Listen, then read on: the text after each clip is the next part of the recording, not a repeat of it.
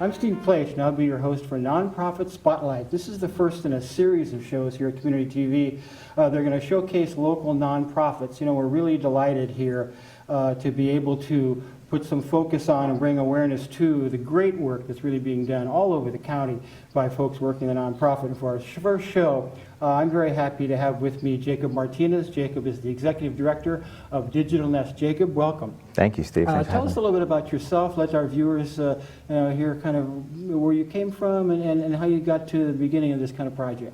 Yeah, it's been a journey. Well, I was born in Los Angeles, but moved around quite a bit in my life. So I've spent a few years in Mexico City, made my way back to Los Angeles, out to Texas. Went to high school in Texas, my first year in college.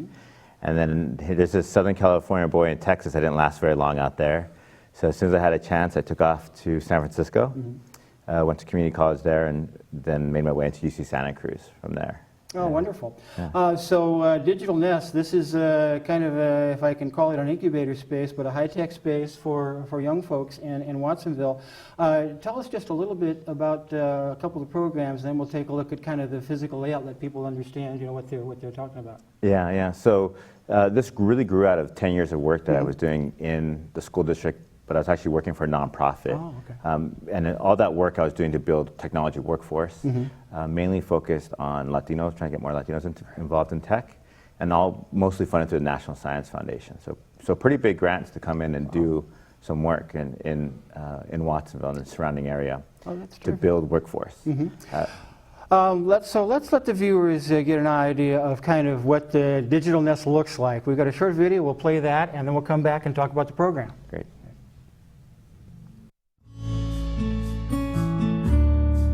My name is Justin Time. We've just started developing a mentorship program. So we want to connect youth with professional mentors in web development and programming, in digital mapping, and entrepreneurial skills. So that's one of our prime focuses, is role models and mentorship, as well as educational workshops in the same fields.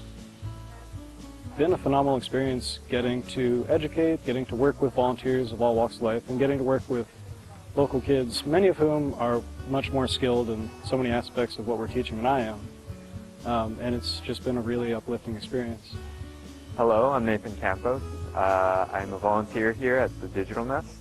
I help teach video production classes for just kids who are interested in learning how to make videos, how to tell stories, and it's a lot of fun to see them learn the process of it and kind of be, I wouldn't say demythified, but kind of like, wow, there's a lot of work that goes into video production, and there is a lot of work, and it's a lot of fun to teach them how to make, how to create. I've learned quite a bit, especially when it comes to teaching kids, because one of my interests is teaching. I currently study English. I'm an English major at Incubator College, and it's interesting to kind of be in the teacher position when I'm so used to being in the student position. So yeah, that's one of the main things I've taken so far. Yeah. My name is Alexandra Maria Suarez. I come to the Digital Nest to learn more about Illustrator and my processing, and learning about JavaScript. I spend time doing a class right now on Udacity. That's Introduction to JavaScript and BlueJ.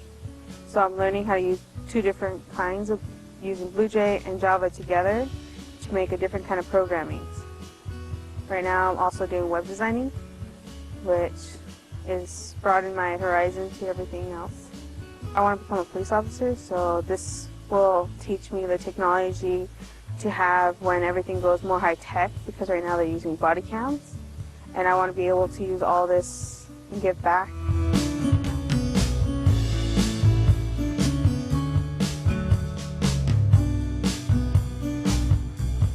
That's terrific. Really gives our viewers an opportunity to see what the nest looks like. I think that's wonderful. When you were envisioning this, how did you perceive the need for this in Watsonville particularly, and for young people in technology education in general? Yeah. So I've been doing this work for the past 10 years, and everywhere, working from 5th grade all the way through high school. But it was actually an evening in October of 2013 where I was downtown Watsonville in the plaza at the farmers market. It was about 6:30 in the evening, and the fog rolled in, and it was pretty chilly. And then I saw this young woman sitting outside of the Cabrillo College Extension office down there, typing away on her computer. And so I actually, as I got closer, I recognized her as one of my first students 9 years ago. Really? So she was a 6th grader, an amazing young girl when she was in our program, really super talented, very college focused. And then I went up to her and I said, hey, what are you doing? And, it's kind of cold outside, and she wasn't bundled up or anything. I could tell she was cold. And she said, well, I'm doing a research paper for one of my classes. I said, yeah, but what are you doing sitting outside? And she said, well, I don't have internet at home. I can't afford Starbucks, so I can't go there to use that internet. The library is closed, Cabrillo College is closed, but I'm still tapping into their network. And that's when a light bulb kind of went off in me, just saying, like, here's this young woman with tons of aspirations, with tons of goals, but yet she's hitting these barriers in terms of access. And it's just not right in today's world. The youth need access to really compete in today's workforce. And how old are your members? What's the age range for your members? Yeah, so we serve members ages 12 to 24. So a pretty wide range. That's great. We focus on high school to 24-year-olds. And I often bemoan myself for not being more tech literate, as I got older, and people of my generation seemed very resistant to it, but I'm wishing now, and I have been able to kind of teach myself some tech literacy skills, but I'm wishing now that I'd started younger. And it's a tremendous tool and a tremendous advantage, I would think, for young folks to be able to have this ability, to have these skills and to develop them and have a space to do that. Absolutely, and that's kind of the goal in today's workforce. To really be competing for the better paying jobs in our community and beyond our community, you really need to have a nice, solid foundation of skills. And our dream is to really get them skilled enough to a point where they're the ones driving the innovation. So now, how are the members coming to you? Are they being referred from the schools? Are they being referred from friends or some agencies of some kind that have access into this kind of a technical skill? Yeah, a little bit of everything. So we opened in November 2014, so we're still relatively new. We were a little hesitant to really go out there and broadly broadcast, come to the nest, because we weren't sure, we were getting everything prepared. So in the first few months, it was mainly word of mouth and through social media. But now we're starting to see schools come in for field trips. Oh, wonderful. Or we're going out to schools and doing presentations as well. Is there now a curriculum? Just kind of take us through. A young person is interested in acquiring these skills, and she is aware of the digital nest, and she comes to you and says, he or she says, gosh, I'd really like to improve my tech skills, to improve my chance of getting into a good job, into the job market. What's kind of the evolution of going through the program for somebody? Yeah, so Monday through Friday and most Saturdays we're a drop-in center. So you could just drop in and get access to tech. We have all the top-of-the-line software, all the best technology, cameras, podcasting equipment, whatever you kind of imagine we have. But then we also have these thematic months where each month we're focusing on a different content area. Last month we did web design. Oh, for goodness sake. So we got a series of youth to go through a series of classes to build their web design skills. This month we're focusing on workforce preparedness. So we have people like LinkedIn coming in to teach some workshops. We're teaching me resume writing, how to interview. And then next month we're actually going to graphic design and 3D modeling. And so each month's different. Those are all incredibly marketable skills. I know that I was a little surprised about how popular LinkedIn, for instance, has been. Because when I saw it, I mean, it's professional networking, of course, for people, but it seems to be very, very popular, and I think that's a good thing for people to tap into. Are any of the projects they're doing there, are they able to show the finished work somewhere, to market it, to showcase it in some way as they go along? Yeah, so we're building out an online platform to do that. But what we are doing is making sure all the youth embed it within their resumes and trying to create a digital portfolio. Because what we want to do is get these youth out to potential employers and say, look, I've built websites, and here's some sample projects of what I've done, and to really demonstrate that they have a skill set.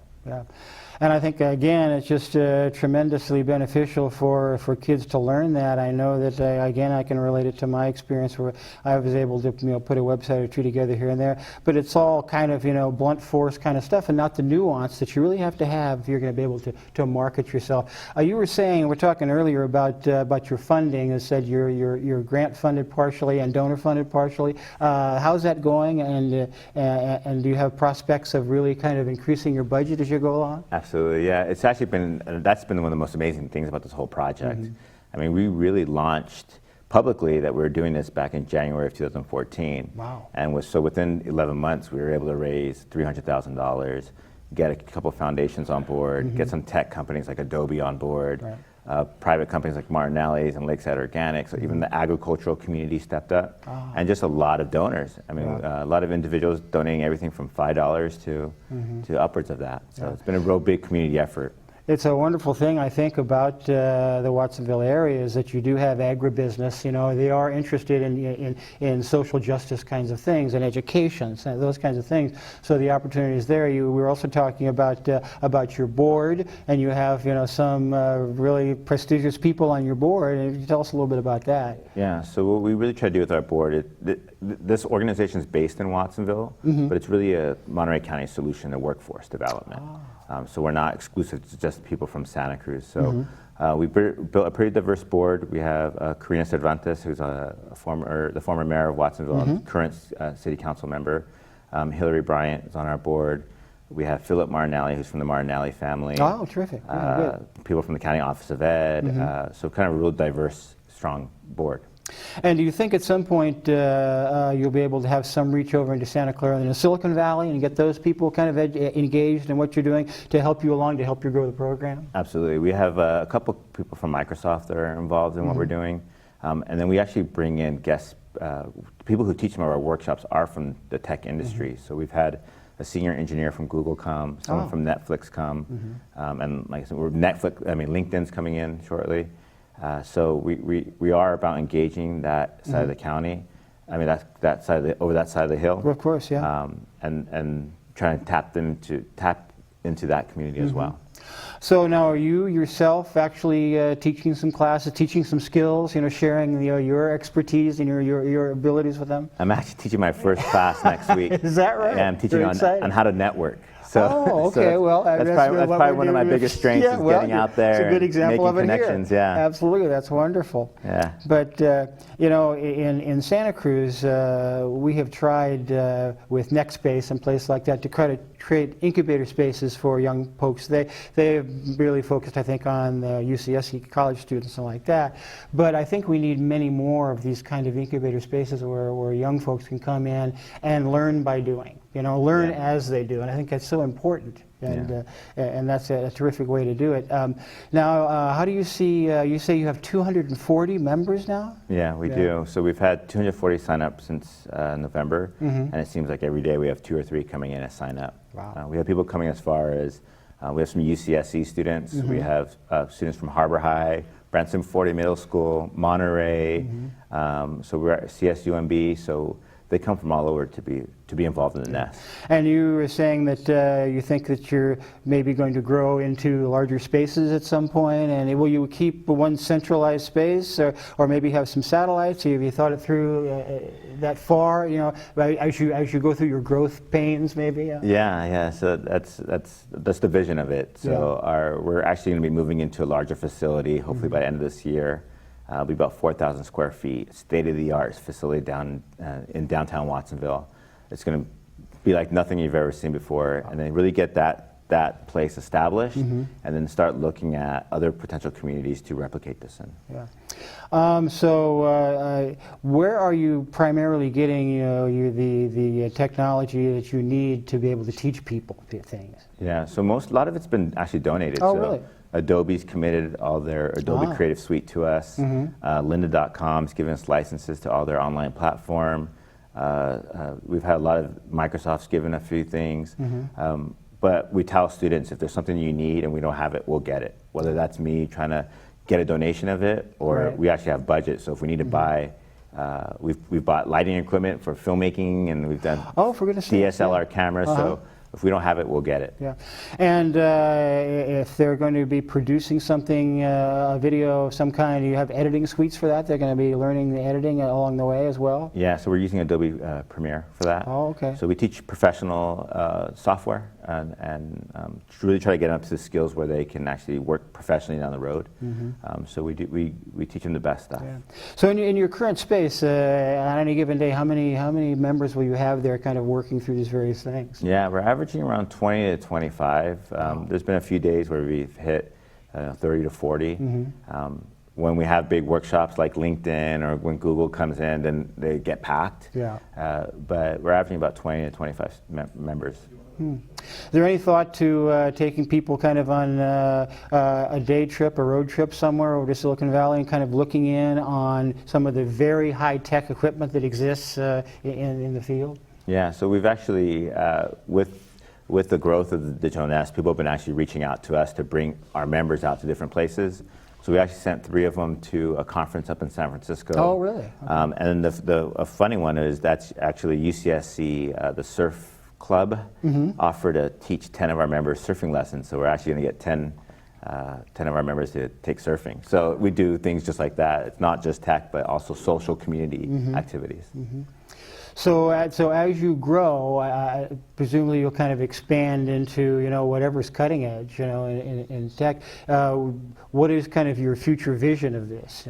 Yeah. In the short term and then maybe in the long term as well. Yeah, in the short term is to move into a larger facility. Yeah. One of the most interesting things about this launching this that we kind of didn't expect was there's been a lot of organizations and community nonprofits that have reached out to use our space. There's just not enough community spaces in our county, especially on that end of the county, to bring in groups. So we've had school counselor groups, we've had probation office use our space, we've had youth radio use our space.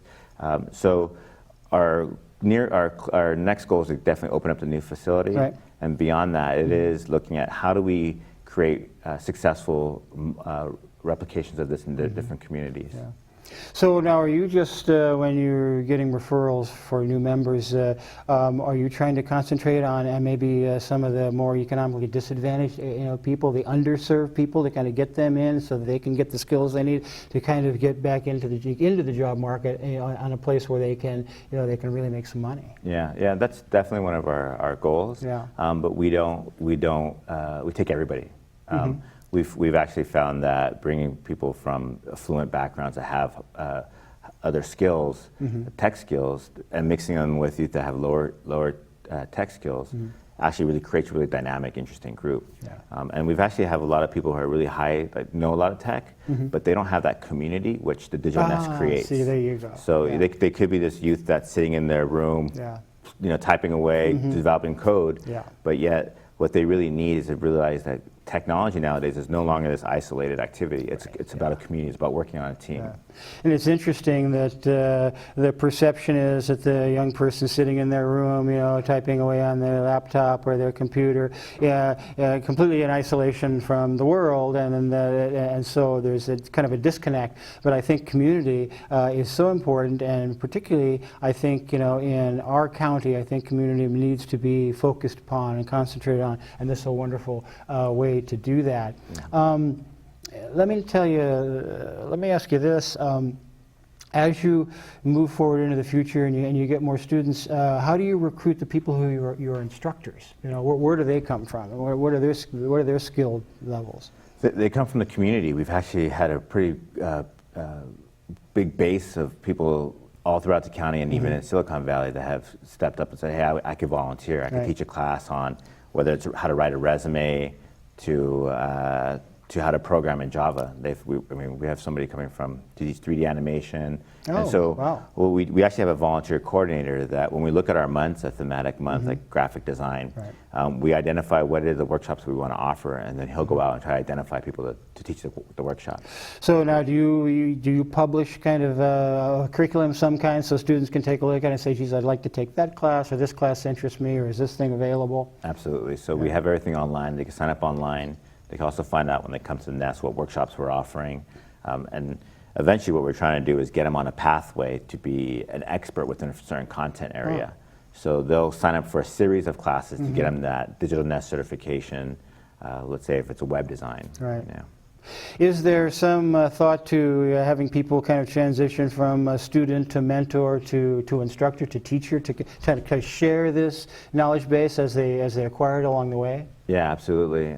But really what our ultimate goal is economic development. And so when we look at if we could build these youth skills up to a point where they now could be of service to organizations, right. And because there's a lot of organizations, both private and not-for-profit, that need tech support. So for example, we're building 3 websites for 3 nonprofits. We're building the website for a program called Guitars Not Guns. We're building another one for Azteca Soccer Club. And then we're working with Live Earth Farm and doing some work with them around some video production and some web design work for them as well. So this idea that if we could get these small businesses and organizations have a web presence and build them up on the web, that they'll see more business, and in turn our communities will grow economically. Right. And we pay the members as well for this work, so that we pay them at a rate of $15 an hour, so it's above minimum wage. So we're putting money in the hands of kids to support their families. We're bringing all these Terrific. businesses up to the 21st century so they can increase their business. And what we think was going to happen, we're going to start seeing these communities shift economically. Right. Yeah. And you were talking about community, which I think is such an important consideration. What's the reception been for your program within, you mentioned agribusiness, but was your civic leaders or the business community, and that, what kind of reception have you gotten from them? I mean, I think that's nothing but positive. And Yeah. I think that's why we've been able to take off so quickly. You know, we have this Santa Cruz big tech scene that's kind of growing. Yeah. They understand that they need a workforce, and they, more importantly, they need a diverse workforce. Right. So they've been investing in the digital nest. And then you have the agricultural community in and around Watsonville that is falling behind technology-wise, but yet their employees don't have the skills to really drive agricultural technology in the future. Right. So they're really starting to get involved in what we're doing because they want to build solutions for ag. Right. And you were mentioning, of course, that that Karina is on your board. She's just a terrific community member. Have any of the other council members, Felipe Hernandez and folks like that, of course, Dan Dodge, you're no longer on the council, and Eduardo Montesino, but have they been actively kind of engaged in at least helping you along in terms of support, just personal support? Yeah, I mean, we've had like people like Lowell Hurst, Felipe Hernandez, and even in Santa Cruz, David Terrazas was helping us really early on. Oh, okay. So he was involved really early on in the project. Because again, we're looking at this as it's based in Watsonville, but this is really a solution for the county. How do we grow our county economically? And I think that's a wonderful point, is that people look at Digital Nest and they see that it's a tech space for youth in Watsonville, and they say, well, how come we don't have that in Santa Cruz? But, you know, the vision, I think, is going to be countywide and maybe even larger, you know, as you go along. But I certainly think that in order to really bring prosperity to the whole county, you know, to solve the economic disparities, as you and I both understand, from North County to South County, you know, we kind of have to, in reverse, bring your wonderful program from Watsonville and see if we can do something with that in Santa Cruz. Has there been any discussion with David or folks up here, or through Hillary perhaps, to maybe do a satellite program or something up here? Yeah, definitely. But we're also trying to encourage people from Santa Cruz to make the trip down to Watsonville. You know, it's. I mean, I couldn't agree more. That's the beauty of our county. Of course. If you time it right, you can get from one end to the next in 20, 30 minutes. Exactly. So we're fortunate that we live in a small enough county that that we could zip around. If you if you time it right, you know, then it's a pretty easy trip. So there is people coming from Santa Cruz to Watsonville for the nest, and we want to. We want to be that's a big goal of ours, is to say this is not just a Watsonville thing. You're in Santa Cruz, bring your kids down, let's get involved. If you're at UCSC, you're at CSUMB, why not come to Watsonville? And I think that's, again, one of the fascinating aspects of this is people learning high-tech skills, but building community as they go along. And I think, you know, if that is one of the goals of this particular program, then it's going to serve the entire county well, serves our community well, you know, and that's something that everybody really can support and engage in. With just a few minutes we have left, tell us kind of what's coming up for you. You have any events, or you have, you know, something that people should know about they're going to be hearing here, and maybe in the next month or two be able to come down to Watsonville, as we're going to be doing down there, and looking at your program that they would be interested in? Yeah, so we have all kinds of different things happening monthly. So if you just go to digitalnest.org, you can find all of our calendar. Yeah. But some of the big events, one big event we're having is we're calling it Faces of the Digital Future. And we're working with David Dennis, who did this 180 project that photographed people in the community. Oh, of course, I've seen that, so yes. He's doing one with Wonderful. us where we're actually taking members of the Nest, putting them into tech companies, and taking photos of them as if they're working in that tech company. So this is the future workforce in our county. It's a diverse workforce. There's high levels of women involved in tech. So we've done photo shoots at places like Cruise.io and NextSpace and Cosmic, at Plantronics, and now we're going to be actually doing a couple shoots over at Microsoft. Wow. So we're having this event on May 16th. It's a fundraiser for the Digital Nest in Watsonville, and you could come check out the exhibit, and it's going to be a really great And give us event. the address. We want to get down there and see that. It's going to be at the YWCA, Okay. which is downtown Watsonville. Okay.